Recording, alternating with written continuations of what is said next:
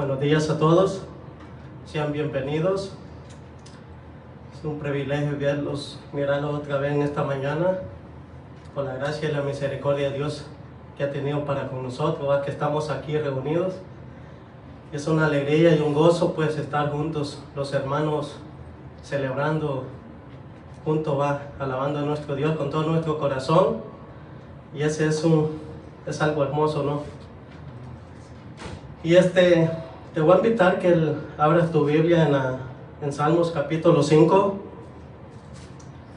Y estábamos mirando las semanas pasadas cada capítulo de Salmos, y vemos la expresión del salmista, de lo que hay en su corazón, pues, y de muchas maneras él se expresa a Dios.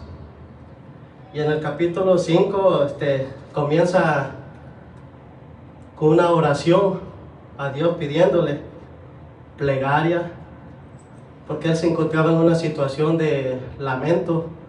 Él gemía su sufrimiento que él estaba pasando en su área de su vida cotidiana, y él comienza expresando: escucha, oh Señor, mis palabras, considera mi gemir. Y otra versión dice mi lamento. Él se encontraba en una situación, pienso, algo difícil, conforme a lo que está él diciendo de su boca, lo que está expresando. Dice: escucha, Jehová, mis palabras, considera mi gemir, y estar atento a la voz de mi clamor. Rey mío, Dios mío, porque a ti oraré. Y en el verso 3 dice: oh Jehová, de mañana oirás mi voz, y de mañana me presentaré delante de ti y esperaré. Y en el verso 4 comienza a expresarse de otra forma. Dice: porque tú no eres un Dios que se complace de la maldad. El malo no habitará junto a ti. Los insensatos no estarán delante de tus ojos. Aborrece todos los que hacen iniquidad, y destruirás a los que hablan mentira. El hombre sanguinario y engañador abominará el Señor. Dice en el verso 7: mas yo, dice, por la abundancia de tu misericordia, entraré a tu casa y adoraré tu santo templo en tu temor. Guíame, Jehová, en tu justicia a causa de mis enemigos, y endereza de mí tus caminos.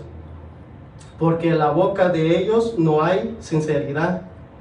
Sus extraños son maldad, sepulcro abierto en su garganta. Con su lengua hablan lisonjas. Castígalos, oh Dios, porque caigan por sus mismos consejos. Por la multitud de sus transgresiones, échalos fuera, porque se rebelaron contra ti. Verso 11, él comienza a expresarse de una forma de adoración, de gozo. Pero alégrense todos los que en ti confían. Dice: den voces de júbilo para siempre, porque tú los defiendes, y en ti se regocijan los que aman tu nombre. Porque tú, oh Jehová, bendecirás al justo como con un escudo, los rodearás de tu favor. Entonces este hombre se comienza a expresar de una forma específica de lo que él estaba pasando, y pone su confianza en Dios, porque sabemos que Él es Dios, y reconocemos que le glorificamos por la significativa de honrar y glorificar a Dios, porque recordamos continuamente de lo que Él hizo por nosotros, por medio de su Hijo Jesús. Te voy a pedir que me ayudes a orar y a expresar lo que hay en tu corazón hacia Dios. Y Señor, gracias Padre Santo te damos por esta mañana, Señor. Venimos con un corazón, Señor, sincero, a alabarte, Señor, a glorificar tu nombre, Padre Santo, recordando continuamente, Señor, lo que tú has hecho por nosotros a través de tu Hijo en la cruz, Padre Santo. Y sabemos que podemos clamar, Señor, orar a ti, Señor, en los momentos tal vez difíciles que estamos pasando, Señor, y sabemos que te podemos glorificar, Padre Santo, y poder estar contentos, Señor, y sabemos que tú eres Dios, Señor, y venimos con un corazón, Señor, a expresarte, a alabarte, Señor, a glorificarte. Sabemos que tú eres el único que merece la honra y la gloria, Padre Santo. Te damos gracias, Señor. Glorifícate, Señor, en esta mañana, Señor, a través de tu palabra, Padre Santo. Gracias, Señor, te damos, Padre Santo, en el nombre de Jesucristo. Amén. Vamos a alabar, a glorificar a nuestro Dios.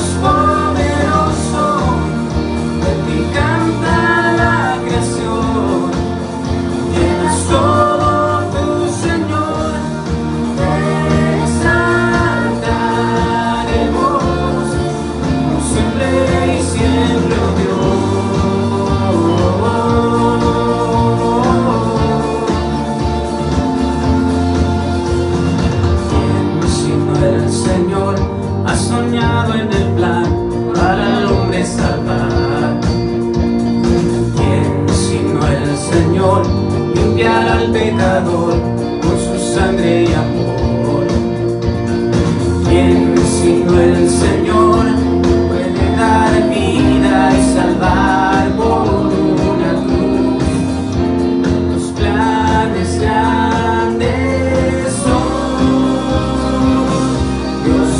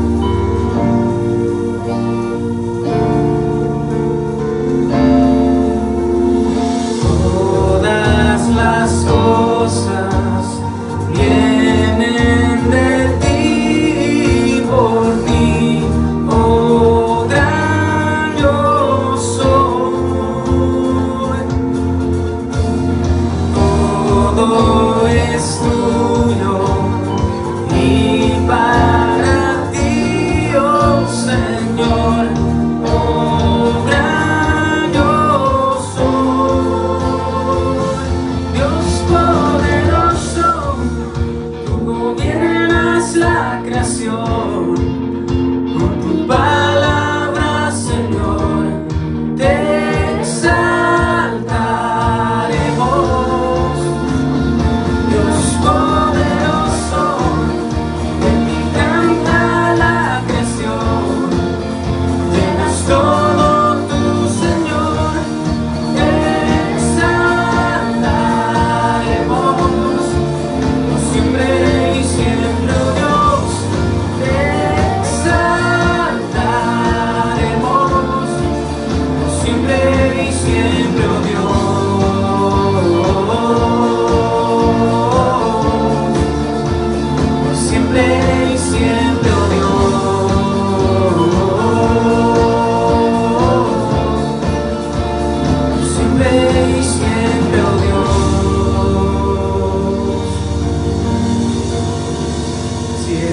Exaltamos tu nombre, Señor, en esta hora te bendecimos con todo nuestro ser.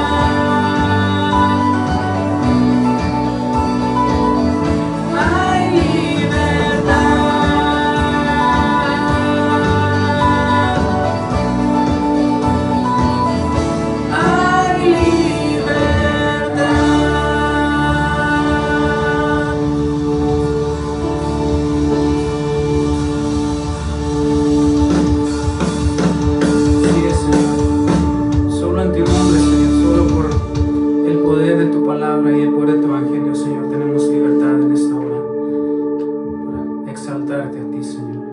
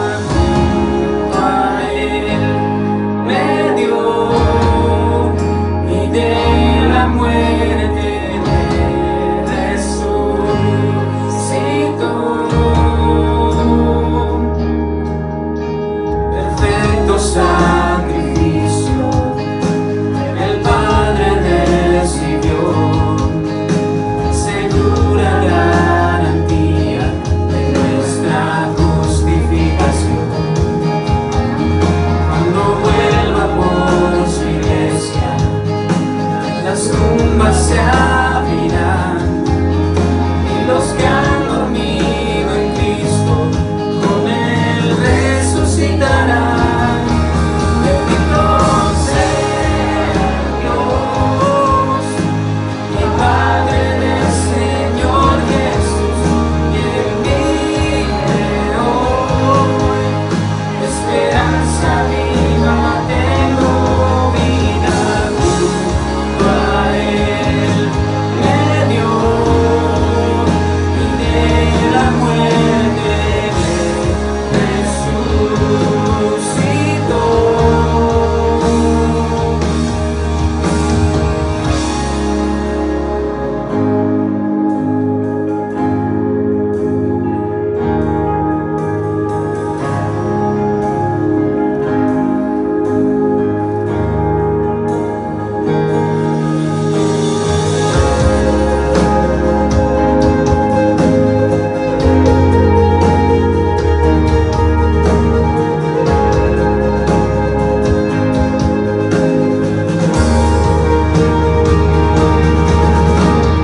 ¿Dónde está, oh muerte, tu aguijón? Sepulcro, ¿dónde tu victoria? Si Cristo con su muerte te venció, del pecado Él nos liberó, te ha reclamado su victoria. La tumba no lo pudo retener, Él vive hoy.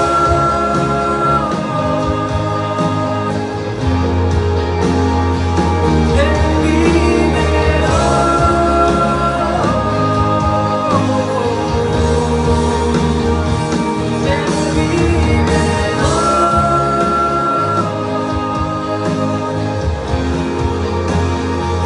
Él vive hoy.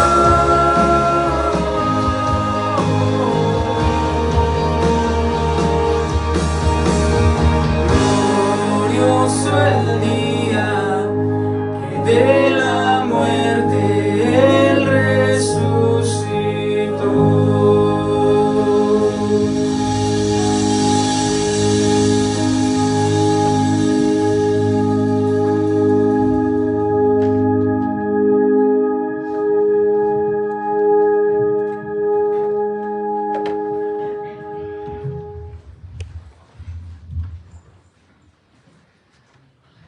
Voy a acercar un poco. Buenos días a todos. Qué alegría estar con ustedes otra vez. Es una alegría especial el domingo porque estamos juntos y la Biblia dice que ahí derrama Dios, ¿verdad? Bendición y vida eterna. No es el único día para estar... Gracias. No es el único día para estar... Si me ayudas con el volumen. No es el único día hoy para estar alegres, ¿verdad? Tenemos suficiente para estar alegres todos los días de la semana. Vamos a retomar esta semana la serie de Hechos. Hemos estado la semana pasada terminando el capítulo 18. Vamos a estar hablando de una porción de Hechos capítulo 19. Antes de pasar a leer la escritura, quiero recordarte, ¿verdad?, algunos anuncios y recordarte este evangelio tan glorioso que creemos, ¿sí? Nosotros pensamos que somos cristianos y que ya no debemos de recordarnos el evangelio, pero hermanos, el evangelio es para que te lo recuerdes todos los días de tu vida. Cada que te levantas, cada que te acuestas, todos los días. Recordar la razón por la cual nuestro Señor Jesucristo murió en una cruz, recibiendo, ¿verdad?, tu pecado, y resucitando a la diestra para presentar su justicia de Él perfecta delante de nuestro Dios y Padre. Qué glorioso evangelio, hermanos, qué glorioso. Todos los días te levantas y te vas a dormir y Jesucristo sigue manteniendo su justicia a la diestra del Padre por todo aquel que ha creído en Él. Y Él ha sido castigado. Ha sido castigado por todos tus pecados y ha llevado la ira del Padre. Eso es un evangelio, hermanos, glorioso. Y ese es el evangelio que creemos. Ese es el evangelio que nos anima, que nos motiva cada día a hacer todas las cosas que hacemos, ¿verdad? Porque amamos a Dios por lo que Él ha hecho por nosotros. Algunos anuncios rápidos. Estamos llevando nuestra clase a las 9 de la mañana en el salón 116. Agarran este pasillo a mano derecha y es el segundo pasillo a mano izquierda, donde está el cuarto 116.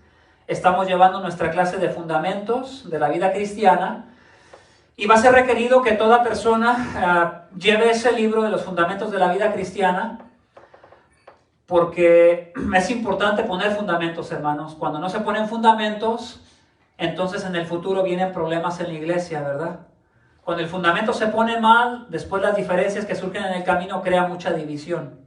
Y por eso es importante siempre poner fundamentos en una iglesia para que la iglesia entienda qué es lo que cree y motivarte a que sigas explicando mejor el evangelio. Fue una bendición el evento que tuvieron las mujeres. Gracias a Dios por las mujeres. Gracias a Dios por cada una de ustedes, por mi esposa que estuvo ahí. Qué bendición, ¿verdad? Tener mujeres que tienen el deseo por aprender la palabra de Dios y aprender lo que es el discipulado.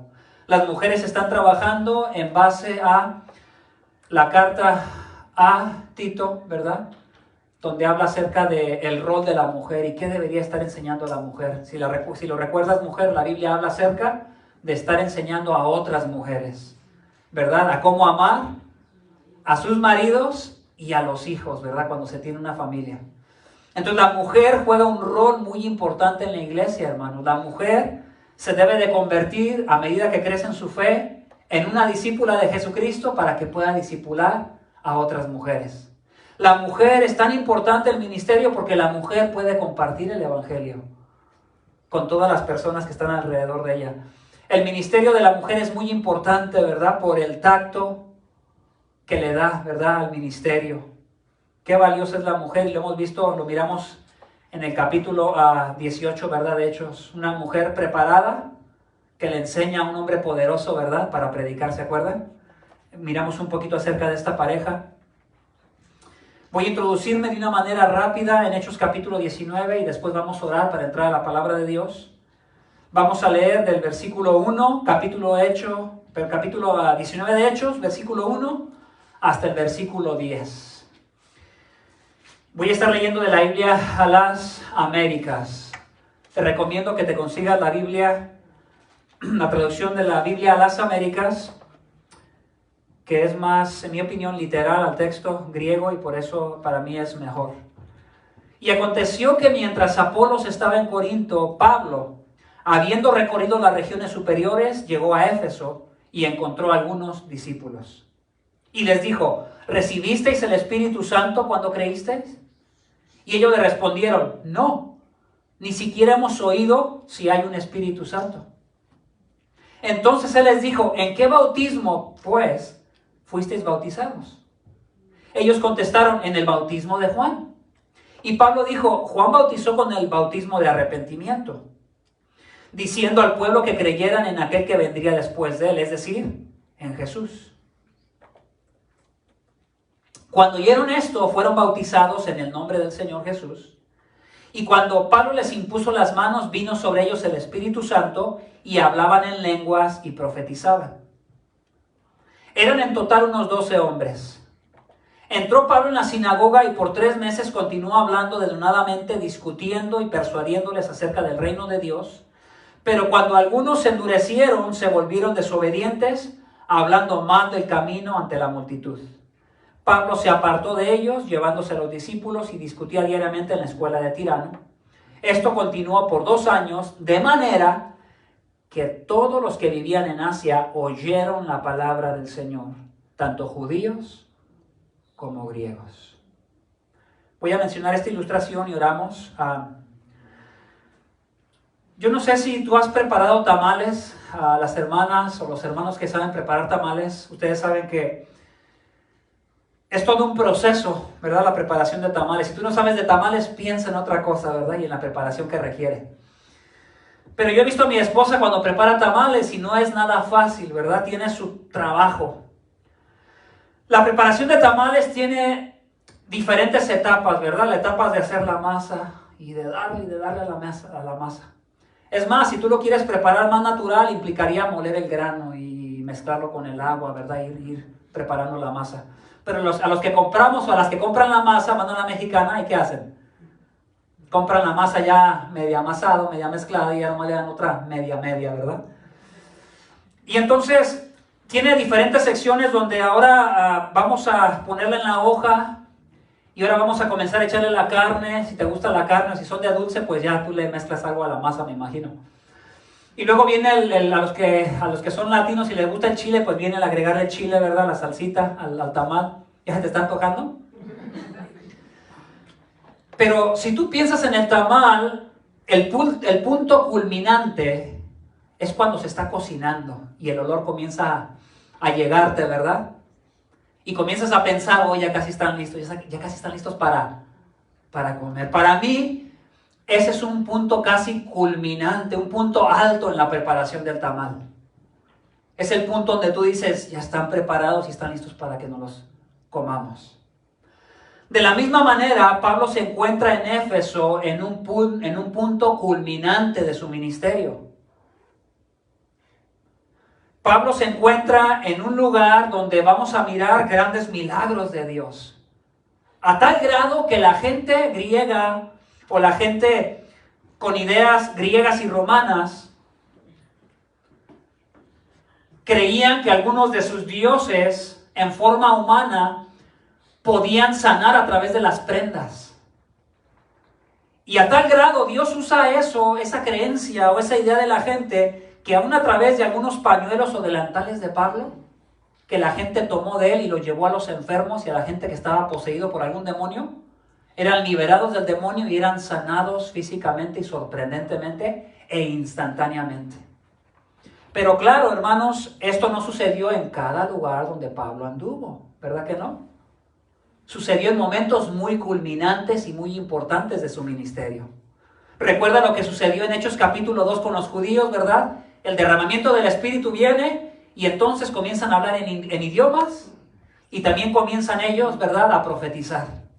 Pero no sucedió en todo momento, en momentos muy particulares, con los judíos, con los samaritanos, con los temerosos de Dios en la casa de Cornelio y ahora en este momento en Éfeso, capítulo 19 de Hechos, con un grupo de discípulos que son reconocidos como discípulos de Juan. Entonces, ahora sí te pido que me permitas orar y vamos a explicar esta porción de la Escritura y la vamos a dividir en unas secciones.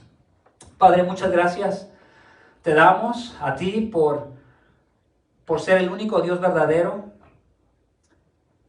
el Dios que has creado, Señor, la tierra, los cielos, que nos has creado a nosotros. Tú eres el Dios todopoderoso, todo suficiente, eterno. Tú eres el Dios independiente, Señor, de nosotros. No nos necesitas, pero nosotros absolutamente te necesitamos. Y por eso en esta mañana, Padre, suplicamos de tu gracia, de tu piedad, de tu amor, de tu compasión, Señor, para tu pueblo y para todo aquel que está escuchando tu palabra. Señor, tu palabra, tú la has diseñado, la has desarrollado, la has explicado a través de hombres, inspirándolos a ellos para que hablaran las palabras que tú querías que quedaran. Y te pido que a través de esta palabra en esta mañana podamos ser cambiados, podamos ser personas que no somos iguales, Señor, que la semana pasada.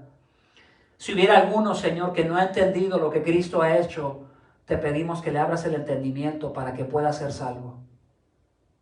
Y te damos gracias porque tú nos mueves a través de tu palabra y a través del libro de los Hechos a comprender la misión de la iglesia, el nacimiento de la iglesia y el propósito, Señor, de los apóstoles y el propósito de comprender mejor el Evangelio, Señor, para explicarlo mejor. Gracias, Padre, por este tiempo. Amén.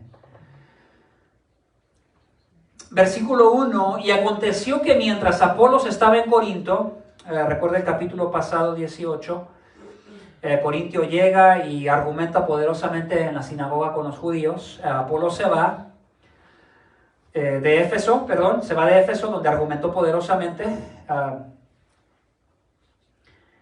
Y ahora él se va de Éfeso y se va a Corinto, Apolos. Y vemos, ¿verdad?, que Pablo llega ahora a Éfeso. Les había prometido que iba a regresar. Recuerden que había comenzado a discutir con los judíos en la sinagoga. Y les dijo, no me puedo quedar porque tenía hecho voto. Se va a Jerusalén, Antioquía, y después regresa otra vez por tierra. Por una parte del norte superior. Y parece que es por tierra. Para volver a llegar a Éfeso. Y ve lo que sucede aquí en Éfeso. Dice que habiendo recorrido las regiones superiores, llegó a Éfeso y encontró a algunos discípulos. No se nos dice pues qué tipo de discípulos, ¿verdad? Pero no sé si por su vestimenta, por su comportamiento, pero parece que hay un grupo de discípulos que se reúne aparte de la sinagoga de los judíos y que han formado ya otro grupo, otra religión, ¿verdad? En ese lugar de Éfeso. Y mira lo que sucedió, versículo 2, y les dijo, ¿recibisteis el Espíritu Santo cuando creísteis? Y ellos le respondieron, no, ni siquiera hemos oído si hay un Espíritu Santo. Versículo 3, entonces él dijo, ¿en qué bautismo pues fuisteis bautizados? Ellos contestaron, en el bautismo de Juan. Mira, pon atención a lo que hace el apóstol Pablo. Él hace dos preguntas para diagnosticar a este grupo de discípulos. Eso es muy interesante. Hace dos preguntas de diagnóstico, ¿verdad? Cuando nosotros queremos saber si los tamales están preparados, regresando a la ilustración que hablábamos al principio, pues tú vas y ves a ver cómo está la masa, ¿no? Si la masa está cruda, el tamal no está preparado y hay que dejarlo un poco más de tiempo, ¿verdad? Si el tamal está crudo, yo no me imagino que tú te lo comas crudo. No sé si habrá alguien por ahí que se los come crudos, pero a mí personalmente no se me antojan crudos. Asumo que no están preparados y que no es bueno que me coma la masa cruda. Entonces, no sabemos qué tipo de discípulos son estos discípulos todavía, hasta el versículo 1, pero Pablo sí quiere saber qué tipo de discípulos son ellos. Les hace dos preguntas de diagnóstico, ¿verdad? Así como tú diagnosticarías si los tamales están preparados o no, estos discípulos necesitan ser examinados para saber si son verdaderos discípulos. Porque puede ser que solo sean discípulos de título, ¿verdad? De nombre o de apariencia. Entonces le puse a la predicación de esta mañana discípulos verdaderos, o lo vas a encontrar también como verdaderos creyentes. Discípulos verdaderos o verdaderos creyentes. Hermanos, ¿cómo es que yo asumo que esa es la idea de Hechos, pero sí de Hechos capítulo 19? ¿Recuerda lo que pasó en Hechos 18? ¿Qué le dice Dios a Pablo? Habla y no calles. ¿Sí? Después miras a otros hablando del evangelio. Miras a la pareja de Aquilas y Priscila, pero también miras a quién, a Apolos. Y luego miras a la pareja de Aquila y Priscila enseñándole a uno que le hace falta un poco mejor entender el evangelio para que cuando lo predique, ¿verdad?, se predique más exactamente la verdad del evangelio. ¿Lo recuerdan? Y que curiosamente que empezando el capítulo 19 ahora se va a enfocar en enseñarnos distintivos de un verdadero creyente. Eso fue lo que me llamó mucho la atención. Por eso introduce, ¿verdad?, Lucas, Hechos capítulo 19, con cierto grupo de discípulos que se encuentran ahí. Y eso lo vas a encontrar a lo largo de todo el capítulo. Vas a encontrar algunos discípulos que dice que eran como 12, no necesariamente eran 12, pero como 12. Vas a encontrar, por ejemplo, eso en el versículo 7, eran en total unos 12 hombres. Vas a encontrar en el versículo 9 el grupo de los judíos de la sinagoga, pero cuando algunos se endurecieron y se volvieron desobedientes, hablando más del camino ante la multitud, vas a encontrar, ¿verdad?, en el versículo... en ese mismo versículo 9, que algunos que sí creyeron se apartaron con Pablo. Vas a encontrar más adelante, en el capítulo 19 y versículo 14, a un grupo de brujos. Es la mejor descripción que podemos encontrar para nuestro tiempo. Un grupo de magos o brujos ambulantes que andaban brindando sus servicios en las calles, ¿verdad? Como en México cuando pasa el... tamales y pasa con su carrito, lo que sea, yo, ¿verdad?, vendiendo, que aquí no es muy popular, ¿no? Sí hay algunos carritos como aquí ¿qué es? El Castillito. Siempre hay una muchacha que se pone ahí con los churros y con la fruta, ¿verdad? Y luego acá en el Banco de América hay otro que se pone siempre con la fruta. Pero están como estáticos, ¿verdad? No andan casi para todos lados. Entonces, si pones atención a estos grupos de personas, aparecen mucho en el capítulo 19, diferentes grupos. Pero Lucas se enfoca en este grupo en particular que dicen llamarse discípulos. Y entonces las preguntas de diagnóstico nos ayudan a entender, hermanos, que estos creyentes, mi punto número 1, o mi primera sección, se llama creyentes sin el Espíritu, en forma de pregunta. ¿Hay creyentes sin el Espíritu? ¿Se le podrá llamar a alguien verdadero creyente sin tener al Espíritu de Dios? La respuesta sería no, ¿verdad? Y los que contestaron no es porque saben lo que enseña la Escritura. Que no puede haber un verdadero creyente si el Espíritu de Dios no está morando dentro de él. Pongan atención a la pregunta de diagnóstico en el versículo 2. ¿Recibisteis el Espíritu Santo cuando creísteis? ¿Qué asume Pablo? Que lo deberían de haber recibido. ¿Cuándo? Cuando creyeron. Pablo no está pensando en la experiencia, ¿verdad?, de Pentecostés otra vez, ni la de los samaritanos. Porque él podía haber dicho, ¿recibieron el Espíritu cuando los apóstoles les pusieron las manos? No fue la pregunta, ¿verdad que no? Tampoco les preguntó, ¿y cuántos días pasaron entre cuando creyeron y cuando recibieron al Espíritu? Tampoco les preguntó eso, porque sí sucedió ¿a quién? A los samaritanos, ¿se acuerdan? A los samaritanos, ¿quién les predicó el Evangelio? El evangelista Felipe. ¿Y cuántos días pasaron? No sé cuántos pasaron en lo que llegó Juan y Pedro desde Jerusalén a Samaria, y entonces les imponen las manos, ¿y qué pasa? Reciben al Espíritu, ¿verdad? Entonces, todas estas secciones son importantes entenderlas porque no son para practicarse ahora en nuestros días, porque si no, yo te preguntaría, ¿cuál de las reglas para recibir al Espíritu Santo vas a aplicar, verdad?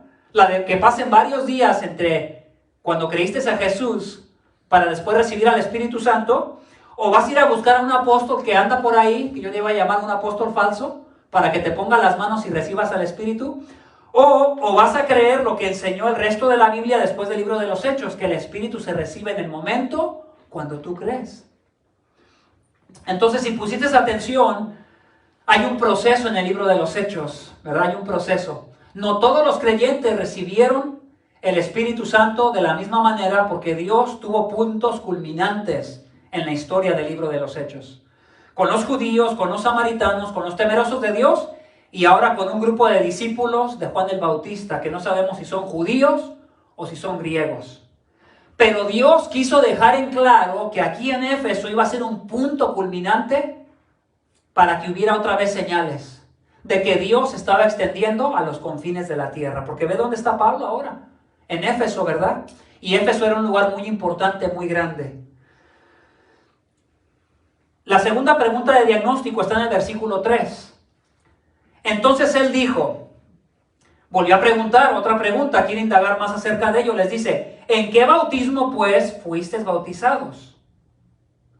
¿Por qué Pablo les habrá preguntado ahora en qué bautismo fueron bautizados? Porque se suponía, hermanos, según la promesa que había en la palabra de Dios desde el Antiguo Testamento, yo no te quiero llevar a demasiados versículos, pero desde Ezequiel capítulo 36, versículo 26, los judíos tenían conocimiento de la promesa del Espíritu. Varios profetas del Antiguo Testamento hablaron de la promesa del Espíritu Santo y de una limpieza o purificación que tenía que venir antes de que recibieran al Espíritu Santo. Hablando de el arrepentimiento, del perdón de los pecados, para recibir al Espíritu Santo. Entonces, definitivamente que la doctrina de estos discípulos está muy incompleta. Ellos contestaron en el bautismo de Juan. Yo lo puse de esta manera. Estos discípulos conocían el Evangelio solamente como a un tercio. Tú agarras una sandía y pártela en 3 pedazos. Deberían de haber conocido toda la pieza completa y solamente conocían una de las 3 partes del Evangelio verdadero. Entonces, ¿cómo iban a ser creyentes si no se les había predicado el verdadero Evangelio? ¿Me doy a entender? No podían ser verdaderos creyentes porque nunca habían escuchado el Evangelio completo. Bueno, entonces, ¿en qué creían? En el bautismo de Juan. Pero ¿qué enseñó Juan? Voy a llevarte algunos versículos, si me puedes acompañar. Tengo varios, déjame ver a cuáles ir. Veamos Mateo capítulo 3, versículo 11. Esta sección es muy importante. Acompáñame, abre tu Biblia. Mateo capítulo 3 y versículo 11.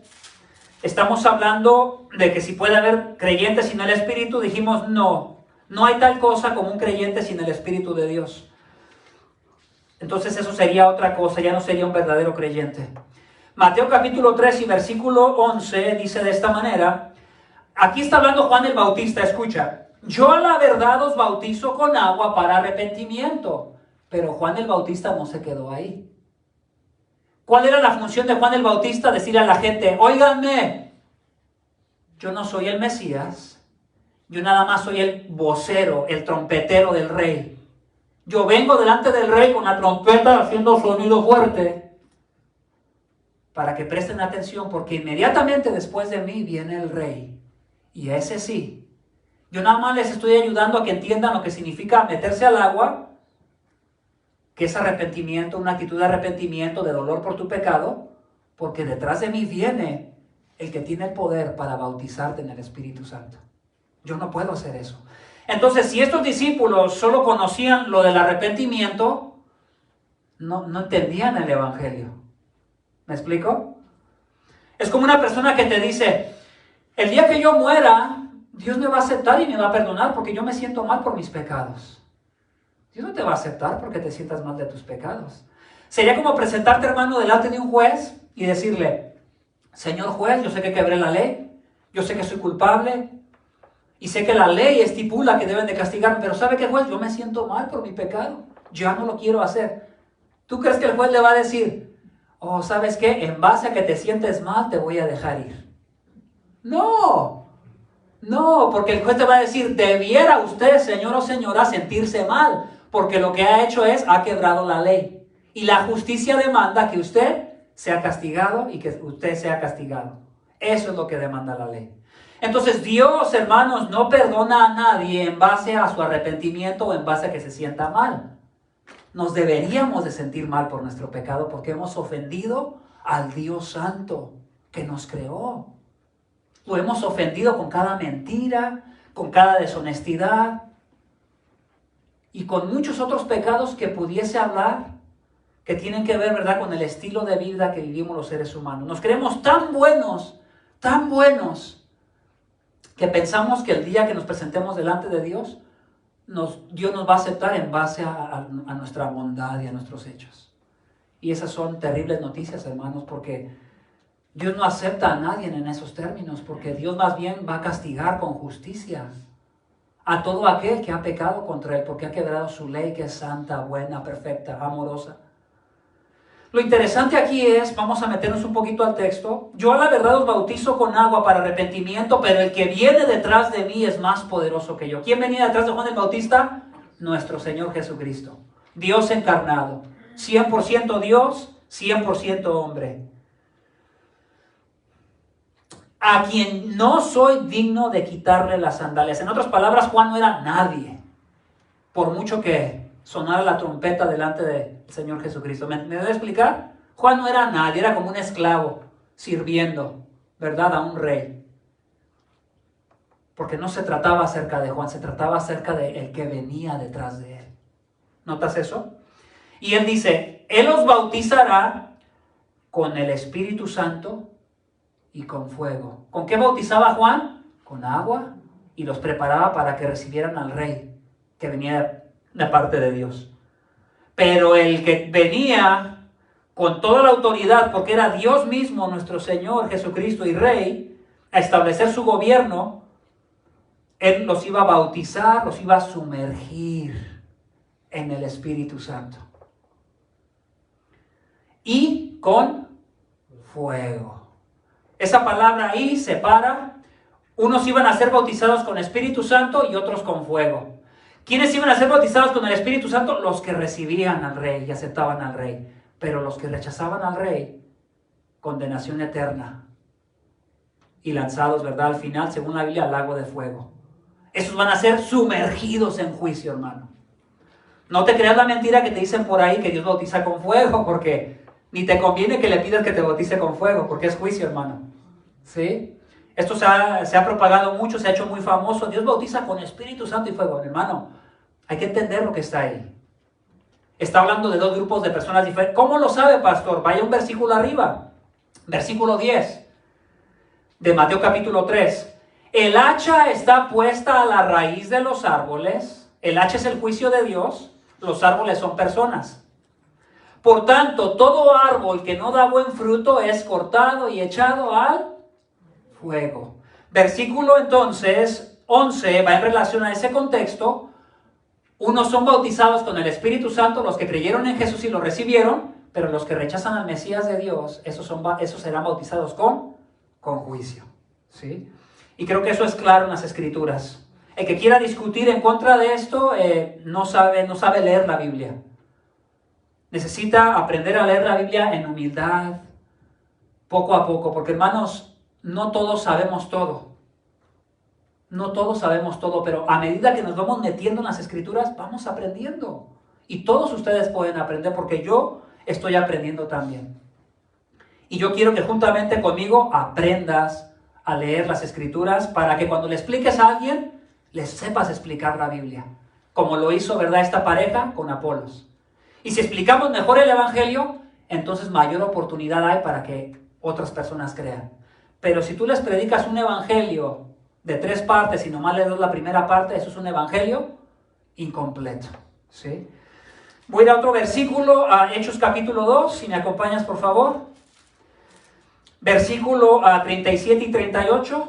Vea tu Biblia, Hechos capítulo 2. Aquí está el fruto o el resultado de la primera predicación del apóstol Pedro. ¿Sí? Ya hemos pasado por esto. Al oír esto, compungidos de corazón, dijeron a Pedro y a los demás apóstoles: hermanos, ¿qué haremos? Estas personas ya están entregadas, ya se entregaron, ¿lo miras? Ya están arrepentidos porque están diciendo: ¿qué hago? ¿Qué hago, Pedro? Ya entendieron la advertencia de que el Rey de Dios, que es Cristo, ya vino y ellos lo crucificaron como judíos. Sintieron el peso de la responsabilidad de haber matado al Mesías como nación judía. Y entonces, ¿qué haremos? Versículo 38, y Pedro les dijo: se tiene que asumir que la primera cosa necesaria para ser un creyente es creer en Cristo y en lo que Él ha hecho en la cruz del Calvario.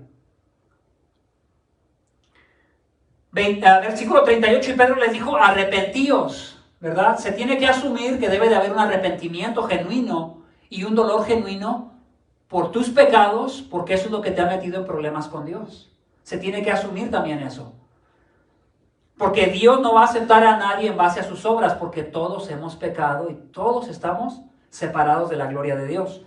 Se tiene que asumir que tendría que haber un bautismo, una señal, ¿verdad?, externa de la fe que habías puesto en Cristo porque estabas arrepentido. Y se bautizaban en agua, ¿verdad? Versículo 38.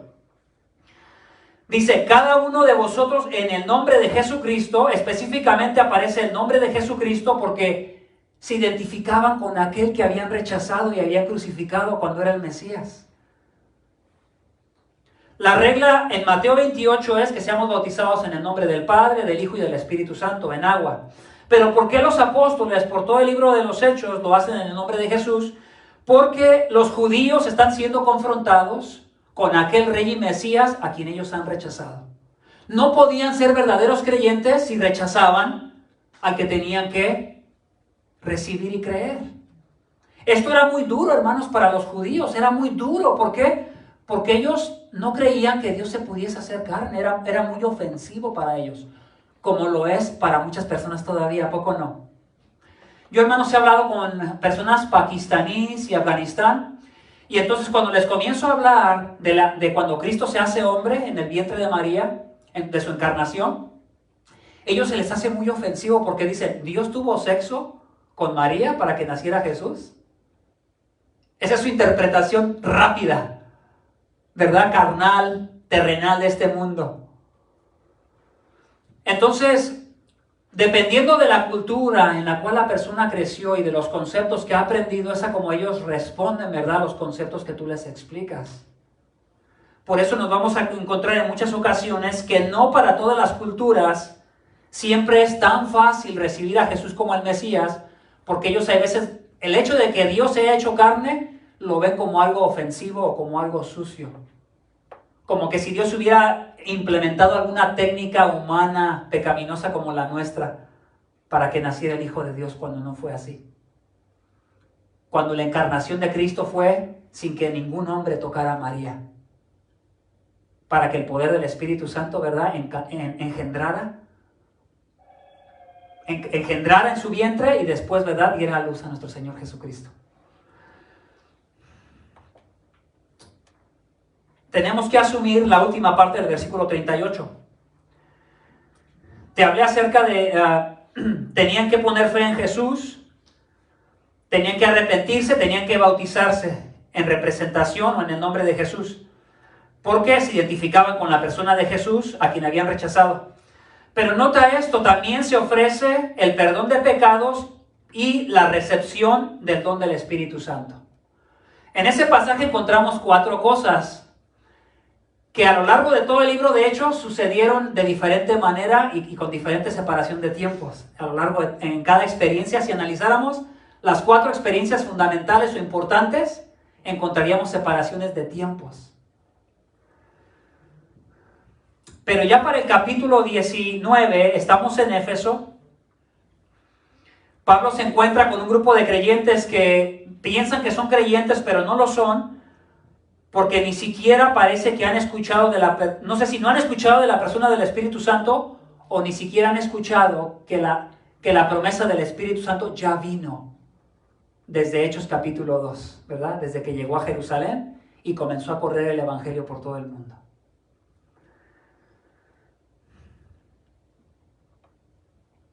La explicación del versículo 4, entra Pablo y esto nos va a ayudar. Y Pablo dijo: Juan bautizó con el bautismo de arrepentimiento, diciendo al pueblo que creyeran en aquel que vendría después de él, es decir, en Jesús. Nota que el apóstol Pablo no invirtió tiempo en explicarles acerca del Espíritu Santo. ¿Verdad que no? ¿En qué invirtió su tiempo? En explicar acerca de Jesús. Y de la muerte de Jesús y de la resurrección de Jesucristo.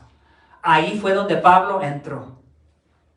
Porque estos hombres parecía que ni siquiera habían entendido a aquel que venía después de Juan el Bautista, aquel que los iba a bautizar con Espíritu Santo. Entonces el apóstol Pablo invierte su tiempo explicándoles acerca de que necesitaban creer en Jesús. No se puede ser un creyente si no se cree en Jesús. No se puede recibir al Espíritu Santo si no hay evidencia genuina de que has creído en Jesús. Y no se puede recibir a Jesús correctamente si no entiendes lo que significa recibir a Jesús y creer en Él. Hermano, recibir a Jesús como Señor.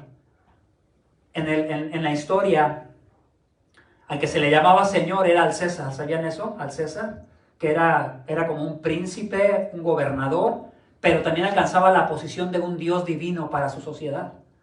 Y al que le llamaban Señor era al César. Entonces, cuando el creyente, en ese contexto del César, tenía que confesar a Cristo como Señor, era ir en contra del gobierno, porque el gobierno decía, no, el único que es Señor es César. Y el creyente decía, no, mi único Señor y el Señor verdadero que está encima de todos los señores es Jesucristo. ¿Y sabes qué significaba para muchos de ellos? Muerte. El problema en nuestros días es que Señor ya no significa mucho. Tú cuando te quieres referir con mucho respeto a un señor o una señora, dices señor o señora. Lo utilizamos en español. ¿No lo has usado tú eso? ¿Cómo estás, señor? ¿Cómo estás, señor? Y si es más adulto que tú, usas esas palabras. Pero la palabra Señor en la vida de Jesús es, o Él es Señor y tú lo obedeces y te bautiza con el Espíritu, o tú rechazas su señorío y eres bautizado con juicio. Ese es el señorío de Cristo. No sé si lo entendiste. El señorío y la autoridad de Cristo es tal que cuando se rechaza hay consecuencias, porque Él verdaderamente es el Señor, porque es el creador del universo. No solo murió y resucitó por nuestros pecados, también vivió la vida perfecta para justificarte delante de Dios cuando resucitó.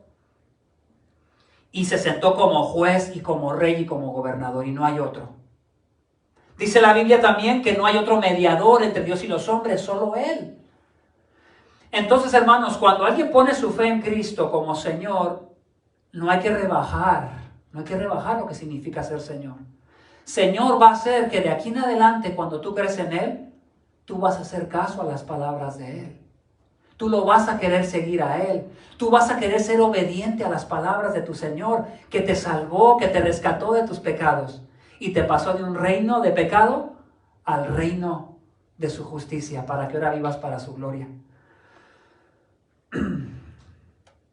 Entonces ellos comienzan a creer en Jesús y versículo 5, cuando oyeron esto, fueron bautizados en el nombre del Señor Jesús.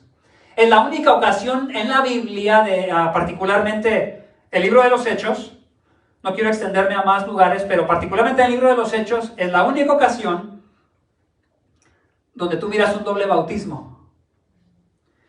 Ellos ya se habían bautizado en agua porque habían aprendido eso de Juan, pero estaba incompleto su evangelio, porque no entendían para qué, ¿verdad? El arrepentimiento sin entender lo que pagó Cristo no te sirve para mucho, se convierte como en una obra más y tú la vas a tomar como crédito. Dios sí me va a aceptar a mí porque yo sí me arrepentí. Y no es la idea, hermano. Entonces, estos hombres, ¿verdad?, fueron bautizados otra vez porque necesitaban identificarse con lo que Jesucristo había hecho, porque nunca lo habían escuchado y nunca lo habían entendido.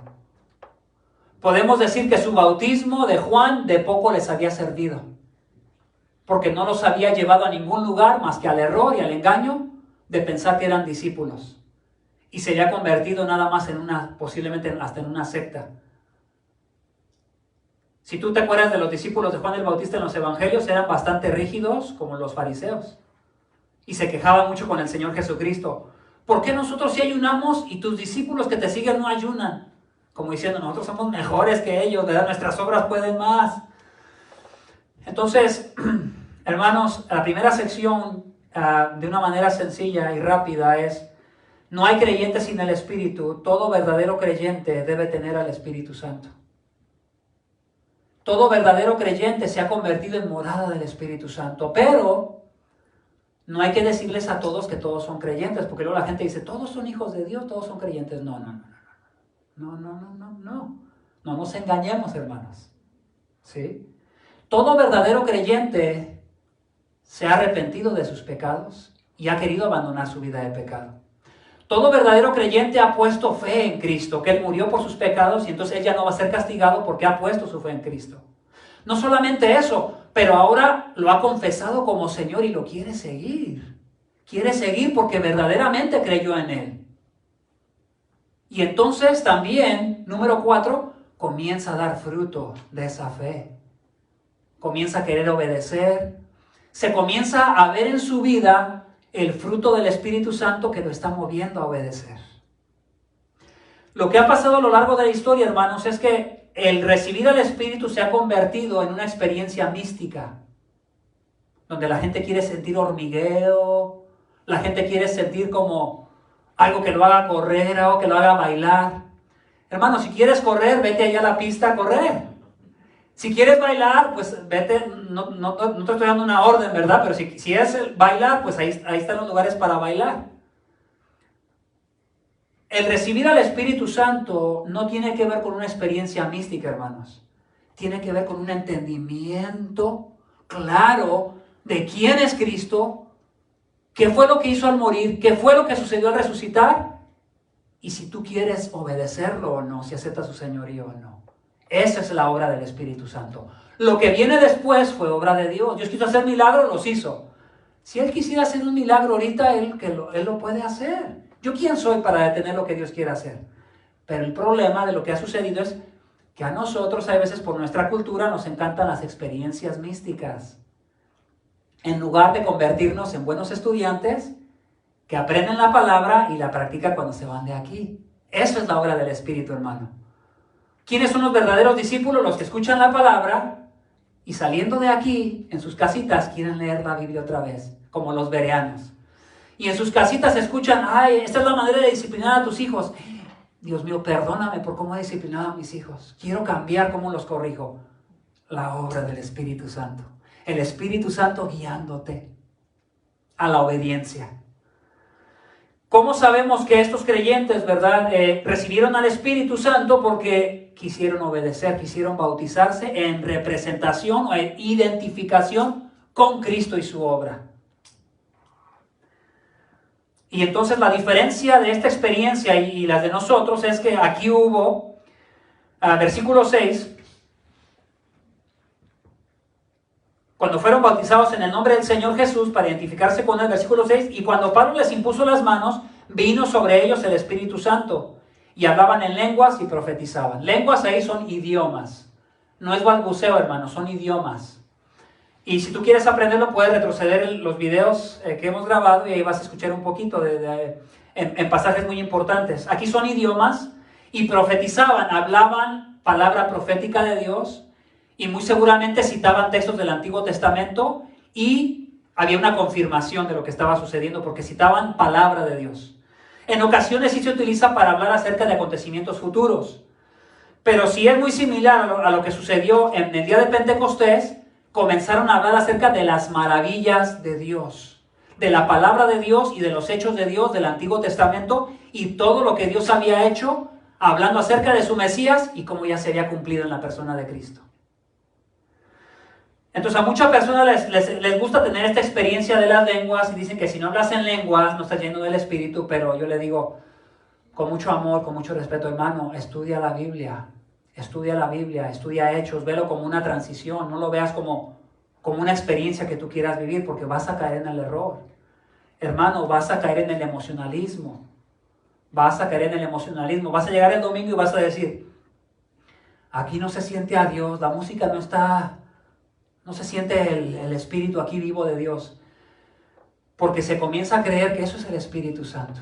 Pero no, hermanos, te voy a decir que es el Espíritu Santo, es Dios, y te mueve a la obediencia en tus dificultades, en tus tribulaciones, en el momento cuando eres probado a obedecer a Dios o no, en el momento cuando eres realmente exigido en tu carácter, ahí es donde el Espíritu Santo quiere moverte a la obediencia. ¿Cómo lo sabemos? Por la palabra.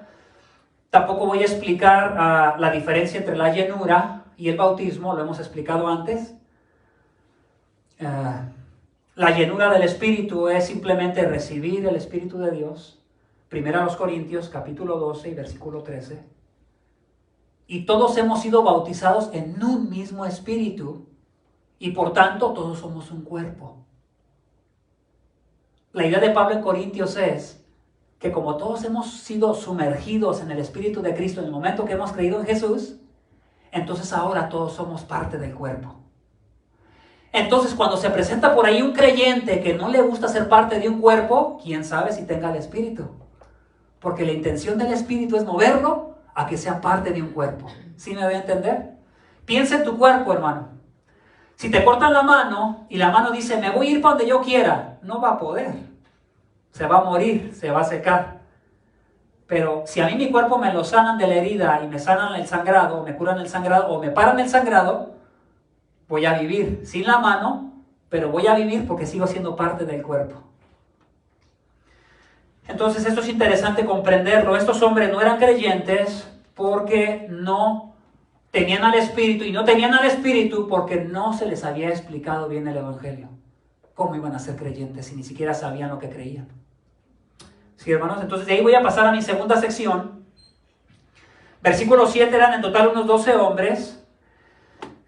No creo que el número simbolice nada, a la gente le gusta ponerle significado a estos números, pero esto es algo histórico, él piensa que eran como 12 hombres. No creo que necesariamente nos esté hablando de nada en particular el número 12, excepto de que estos hombres eran un grupo. Y Dios los llenó con el Espíritu, los bautizó, les dio el Espíritu Santo dentro de ellos, y Dios los confirmó como un nuevo grupo que venía a ser parte del cuerpo de Cristo. Como toda la iglesia, hasta este momento, ¿verdad?, ha estado siendo añadida a los diferentes grupos de las diferentes naciones. Y les dio evidencia a ellos, pero también confirmó a Pablo porque había mucha oposición, hermanos.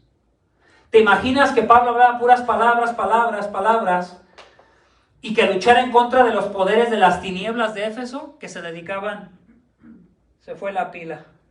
Me agarró, yo creo, el micrófono.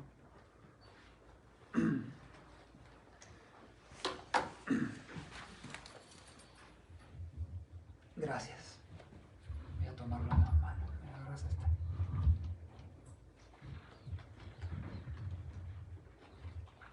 Gracias, hermanos, por su paciencia.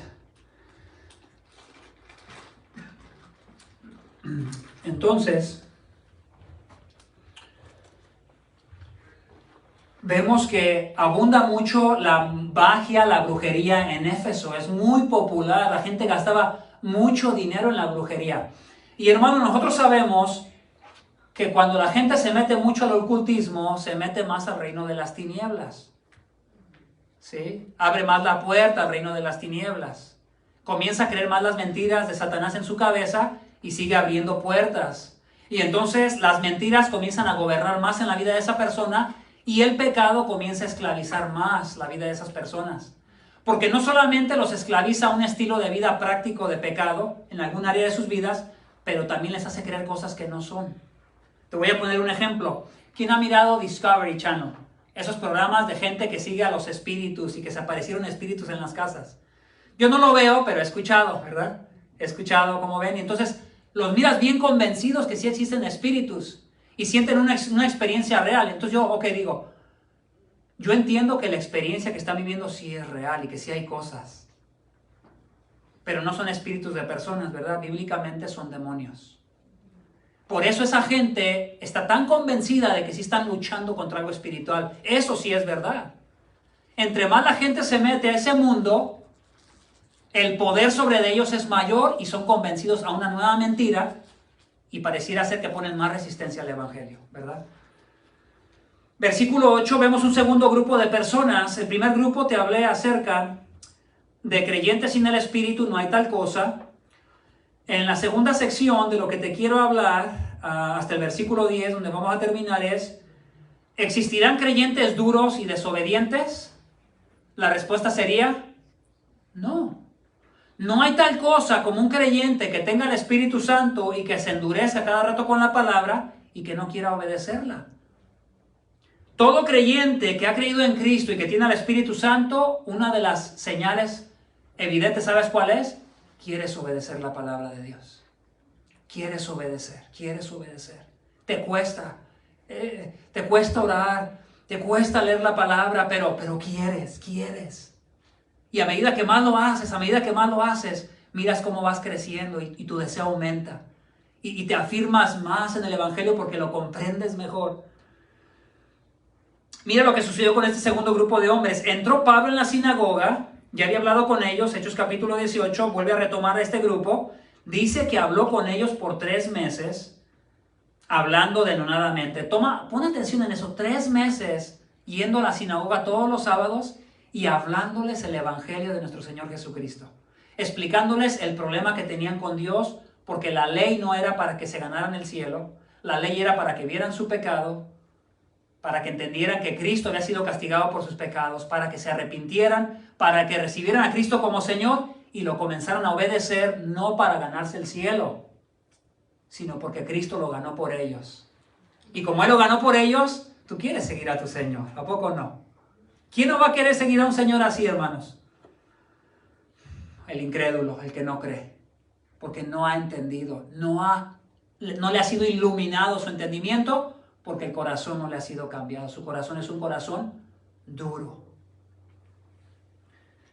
Continúa hablando denodadamente, discutiendo y persuadiéndoles acerca del reino de Dios. Si Pablo quisiera darles del Espíritu de una manera mística, él hubiese tratado de querer repetir lo que Dios hizo con los discípulos de Juan. A ver, venga, pasen al frente. Les voy a imponer las manos y van a comenzar a recibir el Espíritu. ¿Verdad que no? Este grupo se presentó hostil al Evangelio y dijeron: ¿sabes qué? Ya te escuchamos, ya te fuimos paciente, y ¿sabes qué? Ya nos hartaste, ya no queremos escuchar de este Mesías. ¿Sí? Mira lo que dice ahí. Pero cuando algunos, versículo 9, se endurecieron y se volvieron desobedientes, se endurecieron. ¿Por qué se endurecieron? Ya estaban duros. Pero si escuchan el Evangelio y lo siguen rechazando, se van endureciendo más, hermanos. ¿Sí? Se van endureciendo más. Eso es lo peligroso para la iglesia, que si ha escuchado el Evangelio tantas veces y no se ha arrepentido y no ha reconocido a Cristo como su Señor, y tú le preguntas: hermano, y obedeces a Dios y quieres obedecer la palabra. Ay, no, hermano, ¿pero qué no has entendido el Evangelio? Pues sí, pero usted sabe, esto cuesta mucho. Uno debe de tener mucho cuidado, hermanos, porque hay veces el corazón de una persona se puede estar endureciendo. Porque ha escuchado tantas veces el Evangelio y te dice, ya escuché que Jesús murió por mí, ya escuché que resucitó por mí. Pero la pregunta es si crees en Él. Esa es la pregunta fundamental. Si no has creído en Él y nomás sigues escuchando el Evangelio y no haces nada con Él, debes de tener mucho cuidado porque te puedes estar endureciendo. Como cuando uno de tanto usar los zapatos, hermanos, no nos pasan a otros. Los niños, los bebés, como mi bebé no entiende de esto, pero los grandes ya se nos hacen callos, ¿verdad? En los pies. O en alguna esquinita de nuestro pie. Se hace calloso, se hace duro la piel, ¿verdad? De ser suavecita, blandita, humectada, se hace dura. Y ahí tú le picas con algo y ni duele, ¿verdad? Pero si le picas donde está blandita, tierna, la carnita humectada, le picas y te sale sangre luego. Estos hombres se han hecho callosos y mira cómo hablaron del Evangelio. Mal del camino. Hablaron mal del Evangelio, de la enseñanza que era a través del Hijo de Dios para ser salvo solo por la fe. Hablaron mal ante la multitud. ¿Qué hizo Pablo? ¿Saben qué? Se apartó de ellos, llevándose a los que habían creído dentro de los judíos, y siguió discutiendo diariamente en la escuela de Tirano.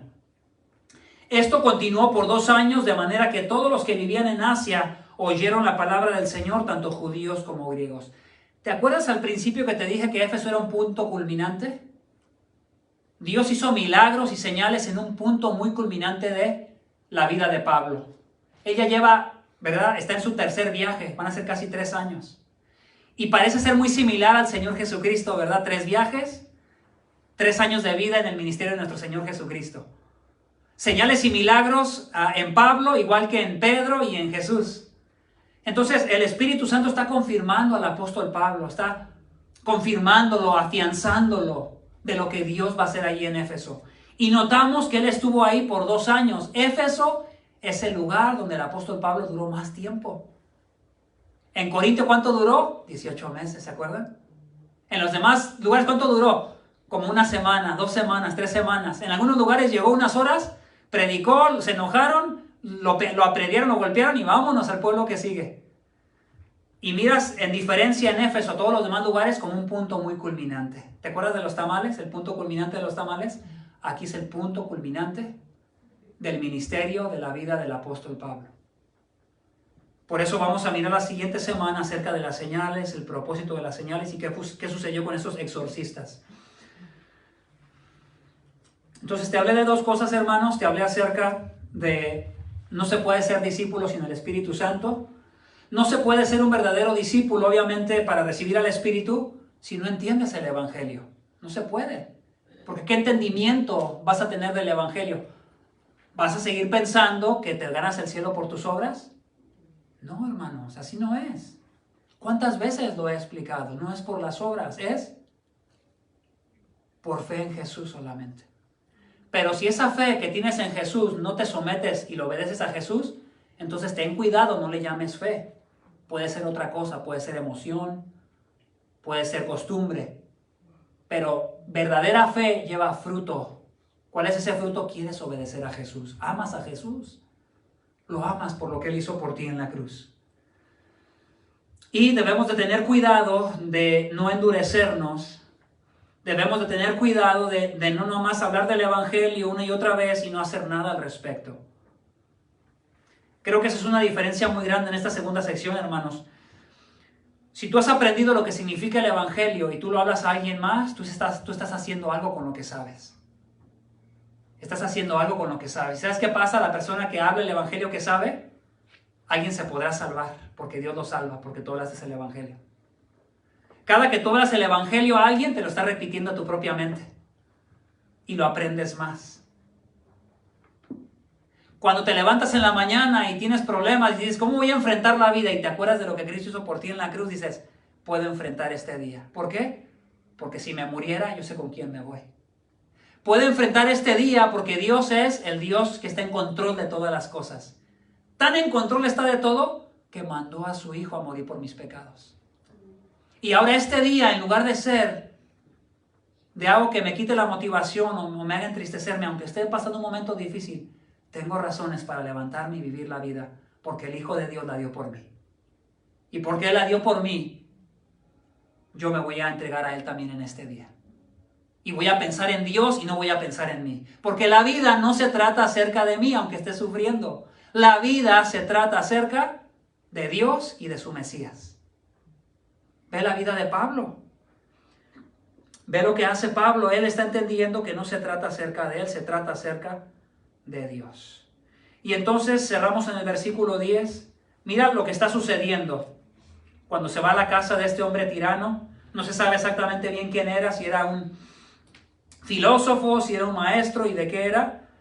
Pero aquí tuvo Pablo muchas oportunidades de tener conversaciones con mucha gente que no era judía.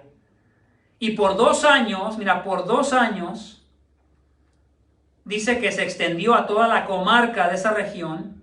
No fue a toda Asia, pero fue a toda esa sección pegada al mar. Se extendió por toda esa sección de Asia y toda la gente, tanto judíos como griegos, oyeron la palabra del Señor.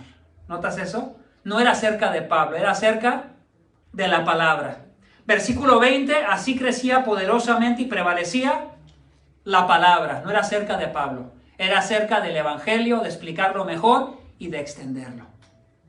Y Dios, ¿verdad?, está confirmando al apóstol Pablo en este lugar y haciendo que sea un punto alto para su ministerio.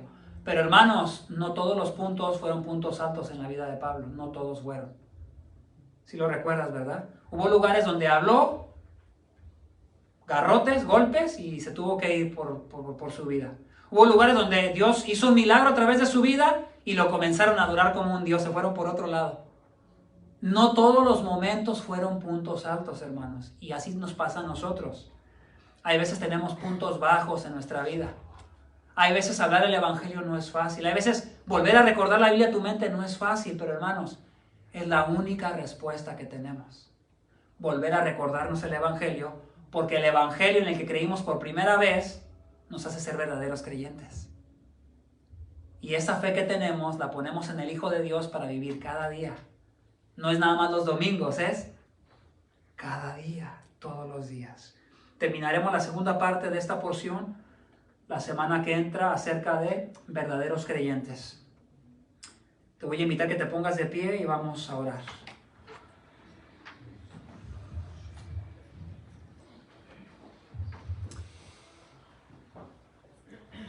Padre, te damos las gracias por ser el Dios que salva. Yo sé que la pregunta que tienes para nosotros es si verdaderamente creemos en Jesús. Y yo quisiera hablar o decir esa pregunta, Señor, en este momento. Si hubiera alguien que no ha creído en Jesús, déjame decirte que es tu única esperanza. Porque o es bautismo con el Espíritu o es bautismo con fuego. Y el Señor te llama a que te arrepientas de tu pecado, porque Jesucristo murió para cargar con la ira de Dios en la cruz. Para que tú, creyendo en Jesucristo, es como si tus pecados, en lugar de castigarlos sobre de ti, fueron castigados en Él. Ahora Dios te puede perdonar a ti, si tú has creído en su Hijo, porque alguien llevó el castigo de la justicia de Dios, de cumplir la justicia. Y a la misma vez también su Hijo resucitó para que su vida justa, la vida que Él vivió sin pecado, se te pueda tomar en cuenta a ti. Que aún sin vivir la vida perfecta cada día, Dios te puede dar el crédito de la vida perfecta de Jesús para que Dios te mire a ti como si fueras perfecto y así puedas entrar al cielo. Padre, muchas gracias. Te bendigo, Señor, por tu iglesia. Gracias por la palabra de Dios, que es la que debe ser exaltada. Gracias por la oportunidad de escuchar, Señor, que no se puede ser creyente sin el Espíritu de Dios. No se puede ser un creyente siendo duro al Evangelio y desobedeciéndolo constantemente. ¿Quiénes son los que verdaderamente tienen al Espíritu de Dios? Los que han confiado en Cristo, los que se han arrepentido de su pecado, los que quieren obedecer a Cristo, los que han puesto a Cristo como su Señor, como su gobernador, como su comandante de sus vidas. Esos son los que han creído en Jesús. Y esos que han creído en Jesús quieren ser como Pablo. Cada que tengan una oportunidad, quieren abrir su boca para hablar de este evangelio glorioso del reino de Dios. para que los pecadores puedan ser rescatados y vengan de las tinieblas a la luz admirable de su Hijo. Gracias, Señor, por tu pueblo. Bendice a tu pueblo, llévalos diligentemente a obedecer, Señor, a ser creyentes llenos del Espíritu que obedecen y que proclaman tu mensaje, Señor, que extienden el mensaje del Evangelio. Gracias porque la obra del Espíritu tiene que ver más con nuestra obediencia que con la experiencia emocional que a veces vivimos. Pero claro, sabemos que te importan nuestras emociones. Te pido por el que se siente afligido, agobiado, cansado, que tú le puedas dar esperanza, Señor, en esta tarde. Gracias, Señor, por tu Evangelio. Qué bendición escuchar de tus palabras y ser convencido por la exposición de tu palabra, Señor. Bendito seas, bendito sea tu Hijo, bendito sea su muerte, su resurrección. Bendito sea este mensaje, Señor, tan glorioso que nos ha rescatado, que nos ha salvado. Y bendito seas tú, Padre, que pones al Espíritu Santo, que lo has puesto en nosotros, no solamente para el querer, pero también para el hacer las cosas. Gracias, Señor. Gracias, bendito Padre, por esta oportunidad.